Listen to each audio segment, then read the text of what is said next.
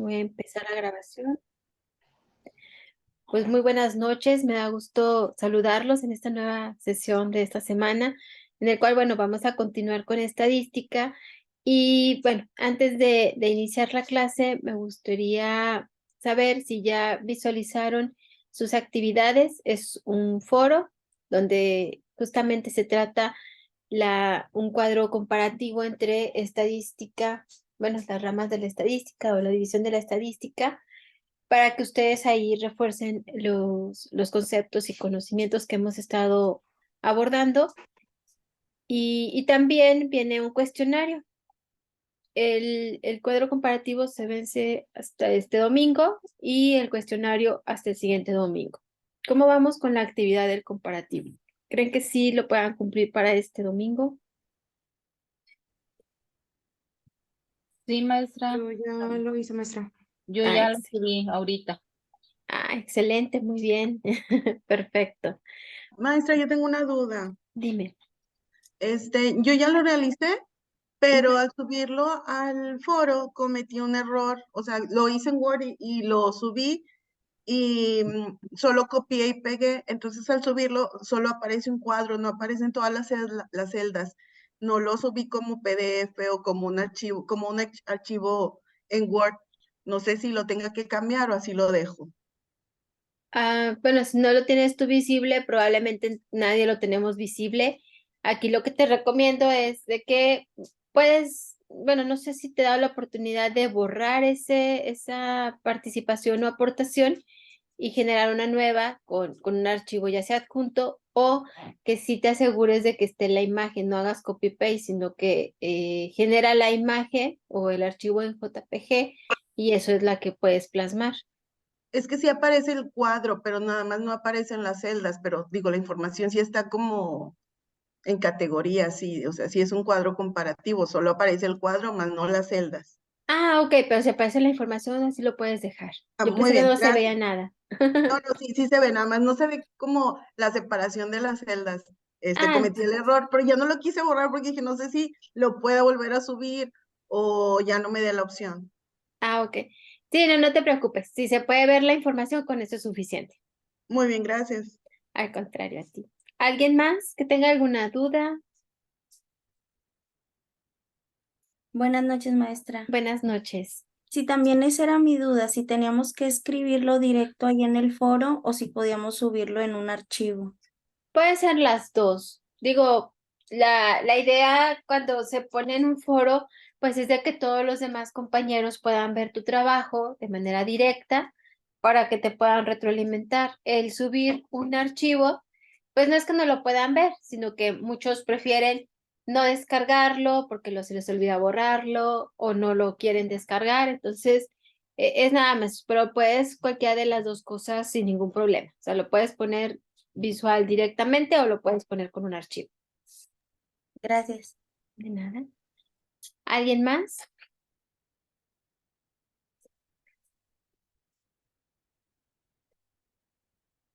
Bueno, al parecer no. Entonces vamos a iniciar con la clase. La semana pasada estuvimos viendo un ejemplo. Bueno, creo que debería compartirles primero el ejemplo, nada más así para recordar lo que hicimos la semana pasada, en las cuales nosotros vimos teóricamente lo que representa las medidas de tendencia central. Sin embargo, en nuestro ejemplo no lo visualizamos así. Voy a cambiarlo porque este es el ejercicio 2.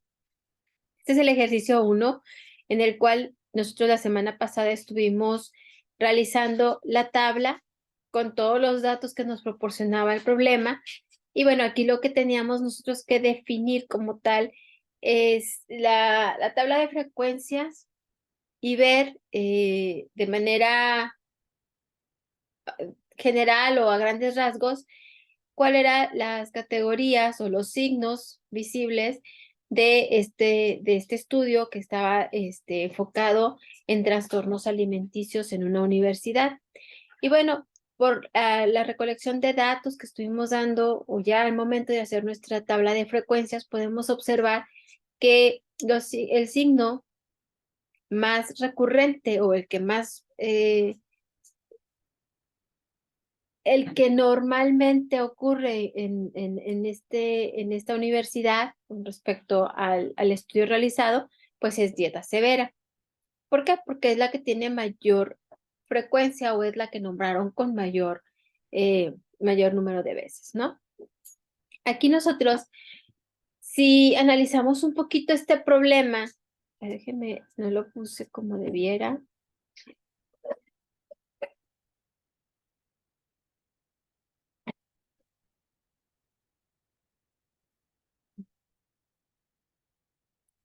Si nosotros analizamos el problema como tal, podemos darnos cuenta de varias cosas. Uno, que el estudio en sí arroja los principales signos en los cuales, si nosotros estuviéramos trabajando en esa universidad, podríamos apoyarnos en este estudio para detectar a lo mejor a tiempo o al menos con mayor tiempo los datos que nos están proporcionando y evitar situaciones de esta índole, ¿no? Que caigan en cuestión de algunos de anorexia con respecto a las categorías que nos están proporcionando. Por ejemplo, si nosotros detectamos alumnos,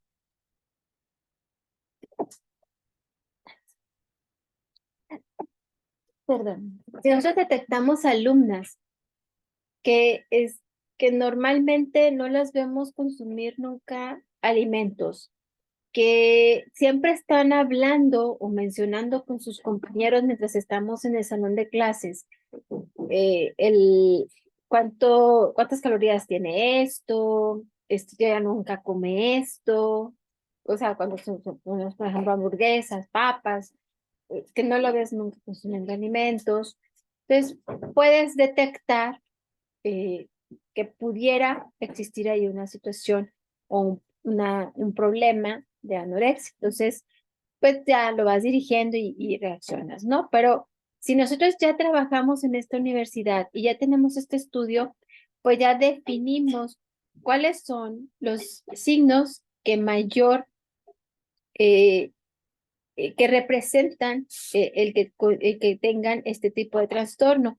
Y pues sería la dieta severa, el uso de laxantes y bueno, el uso de ropa holgada. Entonces, ya con estos tres principales, a lo mejor la dieta severa, pues necesitamos tener un poquito más de observación, pero pues al menos lo del uso de ropa holgada, el de los laxantes, pues lo puedes ver o que ellos lo mencionen, normalmente lo mencionan, pero nosotros lo podemos detectar.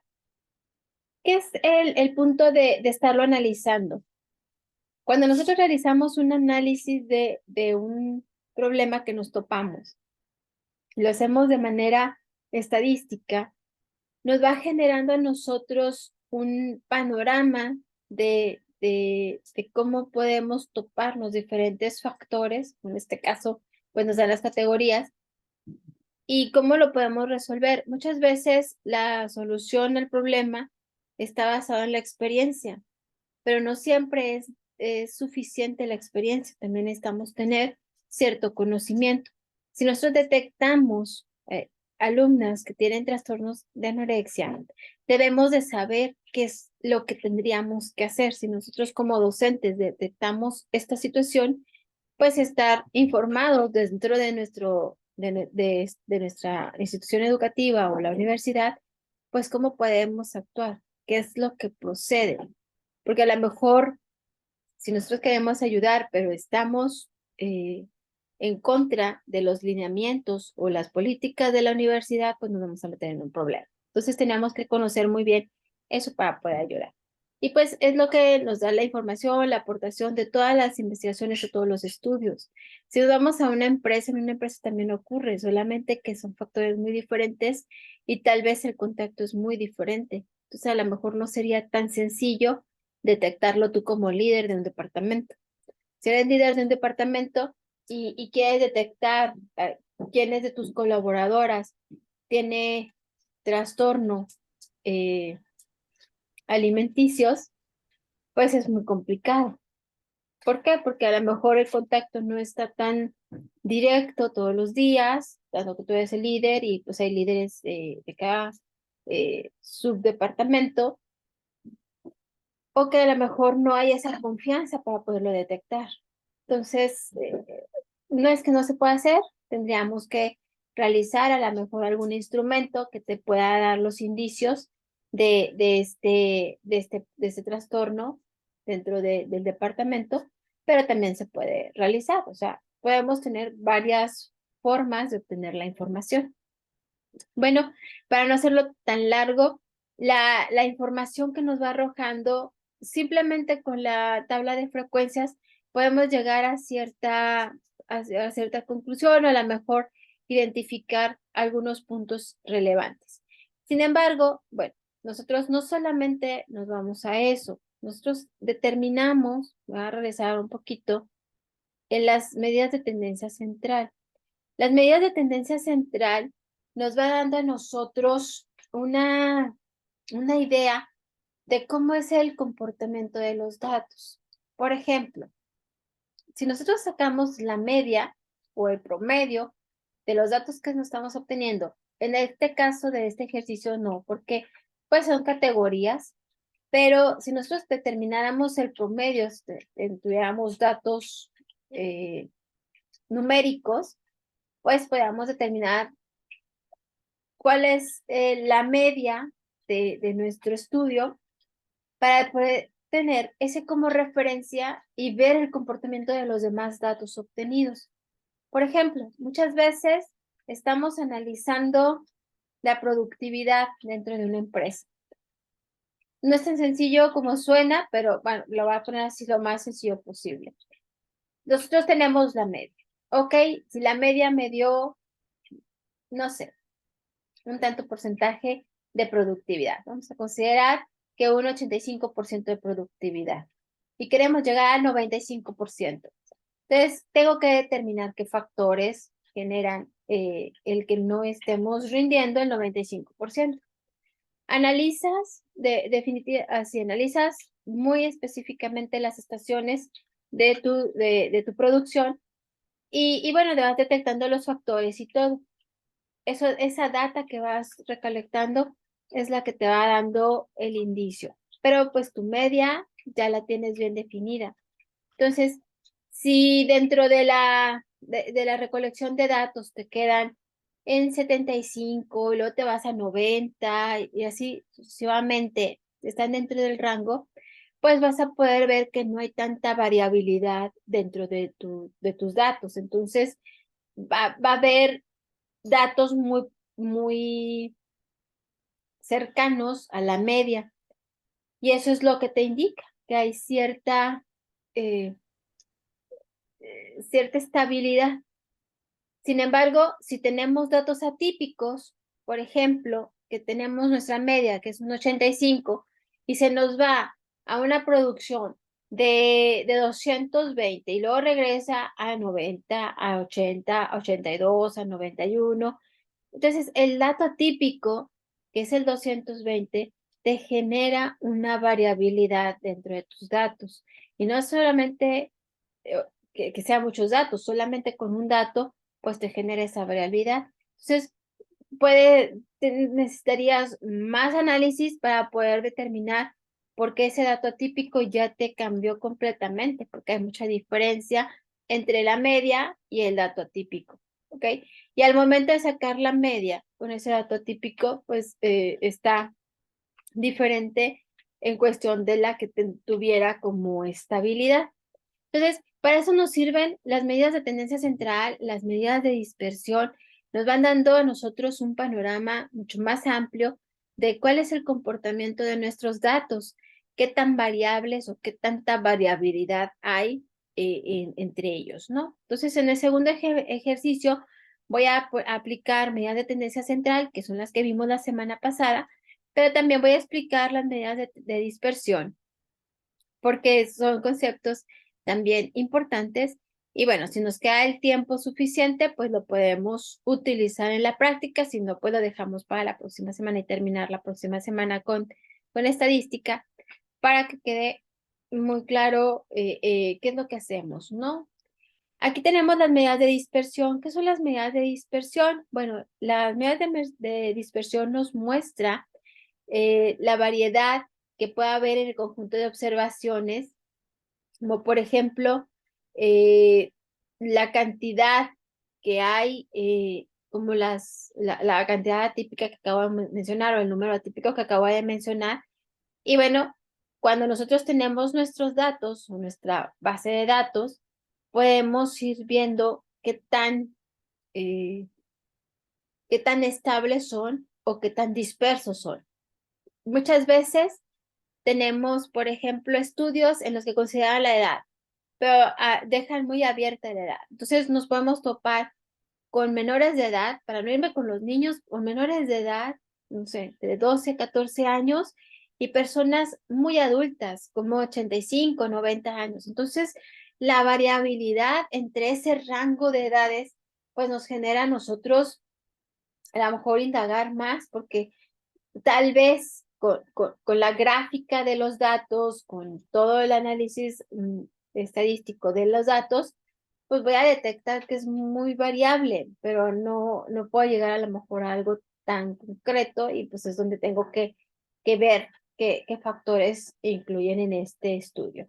Por eso, cuando nosotros hacemos una investigación, delimitamos para que no sea tan generalizado, que los datos estén enfocados en algo en específico y podamos realizar un análisis de resultados mucho más enfocados a nuestro problema de investigación. ¿Ok? ¿Cuáles son las medidas de dispersión? Pues es el rango, la varianza, desviación estándar y coeficiente de variación. ¿Qué es el rango? Bueno, antes de avanzar, hay una regla en las medidas de dispersión, única y exclusivamente en las medidas de dispersión, que es, si nosotros tenemos datos que son enteros, tenemos que redondear con un decimal. Aunque nuestra respuesta sea entero, lo tengo que representar con un decimal. Por ejemplo, si nuestro rango es, bueno, vamos a poner, primero, base de datos es 15, 20, 25, 12, 17, 20, ¿no? Entonces, estamos ahí. Y nuestro rango nos da una diferencia de 14. No le puedo poner 14, tengo que poner 14.0 porque es así como tengo que aplicar la regla de redondeo. Si yo tengo datos donde son 15.5, 20.5, 12.5, entonces ya tiene un decimal. Si mi diferencia o mi resultado, cualquiera que este sea, me queda con 18.725 y otros decimales, pues tengo que poner 72. Más bien 73 para redondear, ¿no? Entonces el redondeo es que si nosotros tenemos nuestros datos enteros o con un X número de decimales, al redondearlo le tengo que poner un decimal más. Si es entero, pues nada más un decimal. Si es un entero con un decimal, debe llevar 2 decimales. Si es un entero con 3 decimales, pues tengo que ponerle 4 y así sucesivamente. ¿Ok? Adelante, Candelario, te escuchamos. Gracias. Buenas noches. Buenas noches. Ahí en determinado momento, ok, queda claro, entero, de un entero se agrega un punto cero, pero cuando es punto 2, punto 3, ¿qué decimal se le agrega? ¿El que nosotros querramos, el que decida o quién nos lo facilita o cómo lo determinamos? Bueno, ahí si nosotros tenemos decimales al momento de hacer nuestros cálculos, si nada más tenemos un solo decimal, supongamos que mi resultado me dio 15.2, o sea, no me sale más decimales, nada más queda el 2, el punto 2, le tengo que agregar el 0, entonces voy a representarlo como 15.20. Pero si mi resultado me da 15.25724, pues entonces yo pongo 15.25, ¿ok? Ahí le puedo agregar muy bien. Si tengo más decimales, yo puedo de ahí tomar los decimales que sean 2 para que se cumpla la regla de redondeo. Pero si nada más tengo una decimal y tengo que tener 2, pues lo puedo completar con el 0. Ah, ok, correcto. Gracias. Al contrario. ¿Alguna otra duda? No, pero verlo, bueno, me pueden interrumpir si tienen alguna otra duda. ¿Sí? Entonces, esto nada más se aplica en las medidas de dispersión. En las medidas de tendencia central, no. O sea, ahí los que nosotros podamos considerar, con eso está bien, ¿no? Y si no la dan directamente, pues así lo dejamos. ¿Qué es el rango? El rango es la diferencia entre el valor máximo y el valor mínimo. Como se lo había mencionado anteriormente, si tenemos edades de 14 hasta 89, pues mi rango sería 89 menos 14. ¿Por qué? Porque 89 es mi valor máximo y mi valor mínimo es 14. Entonces, entre mayor sea la diferencia en el rango, mayor va a ser la variabilidad de nuestros datos. Entonces, vemos cuando nosotros tenemos la base de datos si es estable o si es con mucha variabilidad, ¿no? Y a veces en una gráfica lo podemos ver mucho mejor. Bueno, aquí viene un ejemplo de, por ejemplo, encuentre el rango de las velocidades de datos en megabits por segundo para Telcel, que es 38.5, 55.6, 22.4, 14.1 y 23.1. Si nosotros hacemos la diferencia, que el número mayor es 55.6 menos 14.1, pues me queda 41.50. Ahí es donde nosotros, como tenemos nuestros datos originales con un decimal, con la regla de redondeo, es que le agrego 2. Y como me dio 41.5, pues nada más le agrego el 0. ¿Ok? Y aquí, bueno, viene la explicación o la nota. ¿Qué es la varianza? Bueno, la varianza es cuando los valores de un conjunto de datos se encuentran ubicados cerca de su media. La dispersión es menor que cuando están esparcidos. Se puede pensar que es posible medir la dispersión en función del esparcimiento de los valores alrededor de su media. Esta medición se efectúa mediante la varianza. Y bueno, aquí trataré de que se vea mucho mejor. Ay, no se los puse como presentación. Está muy chiquito. Ahí está. Y bueno, estas imágenes se me hicieron muy afables para poder entender muy bien cómo podemos nosotros definir la variación o la dispersión de los datos. Si nosotros consideramos en el primer pila de colores, en los cuales prácticamente donde está la media, que es la rayita negra, las puntas prácticamente están muy pegaditas a la media, es decir, a algunas les falta poquito para llegar a la rayita y otras se salen un poquito de la rayita, pero están muy pegaditas. En cambio, si vemos en el lado de la otra pila de colores, en los cuales tenemos la media, que también es la raya negra, y vemos que se salen, pues a lo mejor no mucho, pero sí están muy despegados de la media, o los colores que tienen la punta mucho más, bueno, que no llegan a la media, que hay una gran distancia o una distancia considerable para que puedan acercarse a la media. Entonces, eso quiere decir que en el primer ejemplo o en la primera imagen, ahí tenemos poca dispersión en nuestros datos, o sea, no están tan variables, están relativamente estables. Y en el caso de segunda imagen, es que hay mucha variación. Por eso podemos nosotros estandarizar que cuando los datos están muy pegados o muy juntos a la media, hay menor varianza en la longitud. Bueno, en este caso de los colores, hay menor varianza. Esto es que no hay tanta variación en los datos. Y cuando están muy dispersos, como en la segunda imagen, pues es mayor la varianza, es decir, hay mayor variabilidad en nuestros datos. ¿Ok? Dice, la varianza se va a medir obteniendo la distancia que existe entre cada dato y la media del conjunto de los datos. Y aquí, bueno, pues está un poquito más específico en dos colores, ¿no? Ya tenemos la fórmula de la varianza. En realidad es la misma fórmula, lo único que cambia es lo que está en el denominador, que N me representa a la varianza poblacional y N-1 a la varianza muestral. Normalmente sacamos la varianza muestral. ¿Por qué? Porque como lo hemos dicho anteriormente, nosotros determinamos nuestra muestra. Entonces, casi siempre trabajamos con una muestra. pocas veces realmente se maneja poblacional o trabaja con poblacional. Las propiedades importantes de la varianza es que, pues bueno, las unidades de la varianza son los cuadrados de las unidades de los valores de datos originales. Si nosotros tenemos metros cuadrados o centímetros cuadrados o cualquier unidad al cuadrado. El valor de la varianza puede aumentar dramáticamente con la inclusión de valores atípicos, como lo puse como en ejemplo de que teníamos 80 y tantos, luego me fui a 200. Pues aquí la varianza no es resistente por esta situación de que sí nos podemos topar un tipo de datos atípicos.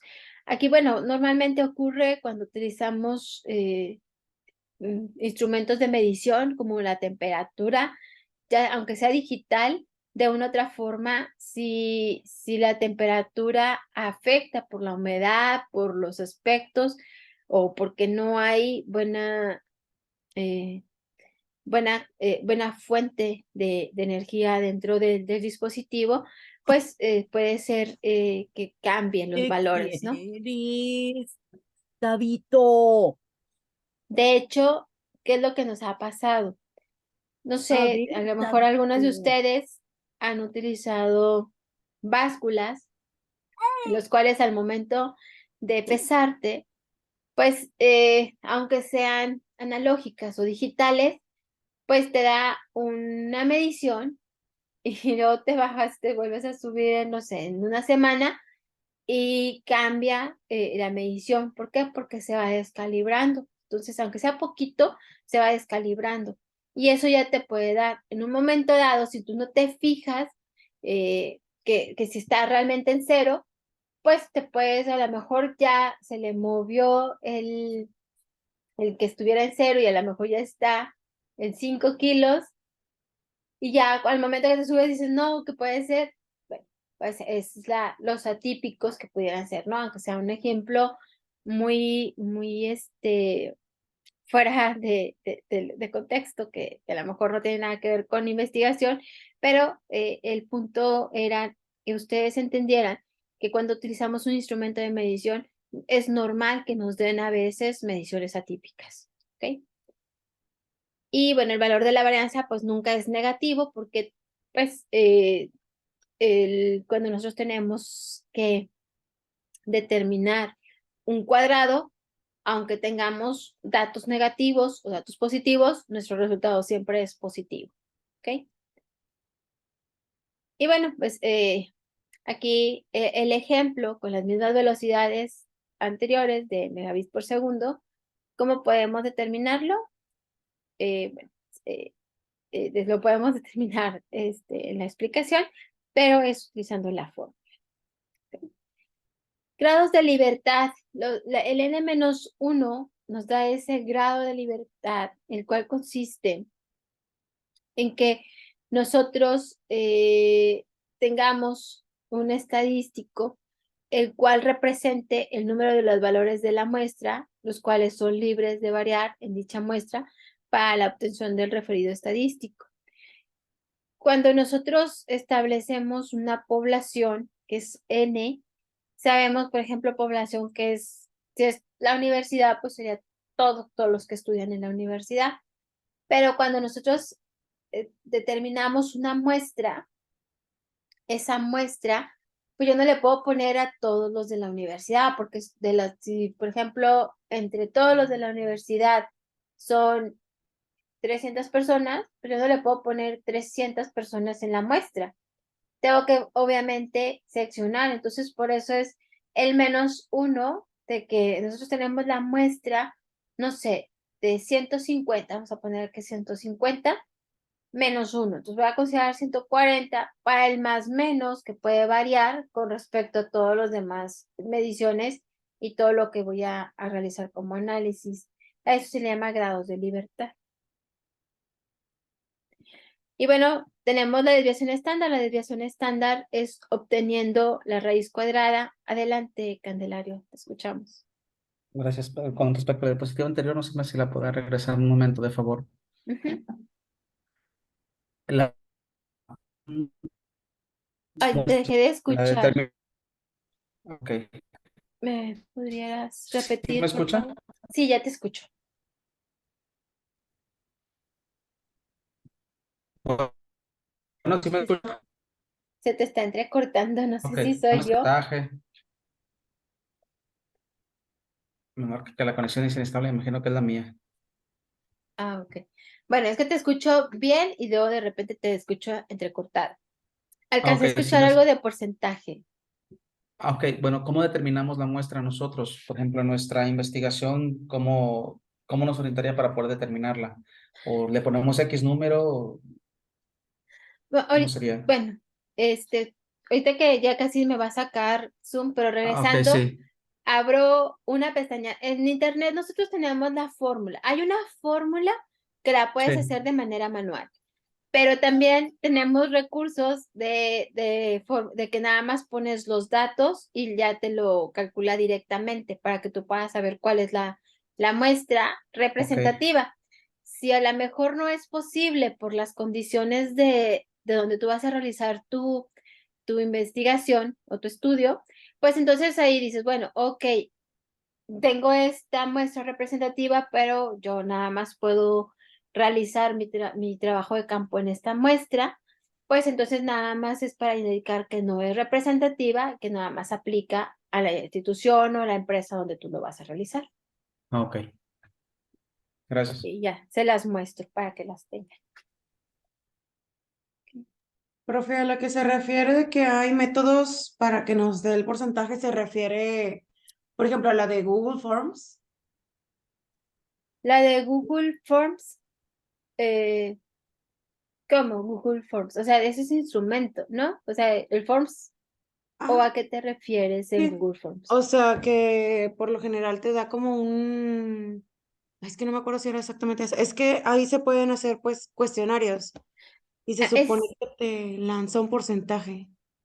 ok, bueno, ahí es, por ejemplo, que tú haces tu instrumento y lo aplicas de manera digital a través de Google Forms y luego ya los datos que te arroja es para que tú puedas tener ahí la recolección de quién respondió más sobre esa pregunta o cuál fue el porcentaje de la audiencia en general. O sea, sí te ayuda, pero en general tú tienes que hacer un análisis mucho más profundo, pero te ayudan mucho las gráficas que te presentan como resultados de las respuestas que tú aplicaste de ese instrumento. Ah, ok. Gracias. Pero eso no te define la muestra. O sea, la muestra tú la determinas con donde vas a aplicar ese instrumento. Por ejemplo, si lo vas a aplicar de manera digital, como lo acabas de mencionar, pues quiere decir que no los tienes en físico o no tienes la posibilidad de juntar a toda tu muestra en físico. Entonces, por eso utilizas los recursos digitales para poder lograr esa muestra que a lo mejor tú ya tienes definida. No sé, que les compartes el enlace y que lo contesten.